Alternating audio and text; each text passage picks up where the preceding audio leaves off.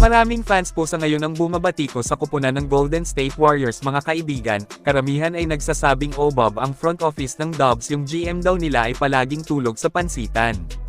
Lalaban ang team ng Golden State sa susunod na season na halos pareho lang ang lineup nila last season.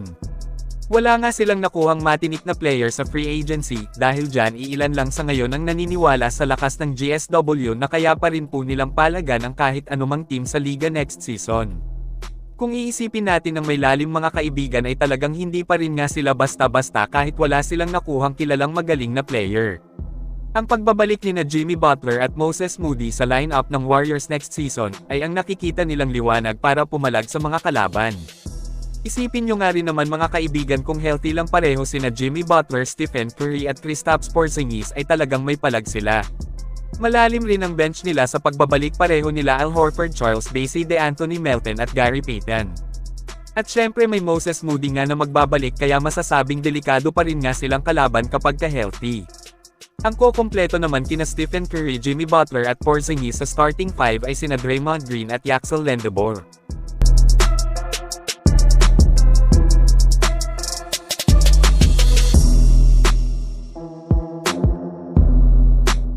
Exciting pa rin ang grupo ng Golden State Warriors next season, hindi pwedeng baliwalain ng mga kalaban ang full season ni na Steph, Jimmy at Kristaps Porzingis na magkasama, naniniwala akong napakahirap depensahan sila. May magaling na coach rin silang nadagdag itong si Frank Vogel kaya solid na solid pa rin po ang Warriors. Kung sakaling may babaguhin man sila ay sila na mismo ang nakakaalam sa kung ano ang dapat na gawin bago ang trade deadline sa February. Kabang-abang pa rin po ang Warriors next season hanggat may Steph Curry sa team ng Dubs ay matik papalag sila kahit anong kupunan man ang makalaban. Kayo mga kaibigan, ano ang masasabi nyo sa grupo ng Warriors? Mag-comment lang. Subukan nyo pong maglaro sa Not Go, hindi ito isang sugal, hindi mo kailangang maglabas ng kahit isang sentimo na puhunan para kumita mga kaibigan. Magsipag lang sa paglalaro, gawin ang daily task na hinihingi ay kikita ka kahit nasa bahay lang. Ang maganda sa Not Go ay mabilis ang pag-withdraw, hindi kagaya sa ibang laro. I-click lang ang link na nakapin sa comment section. Maraming salamat po.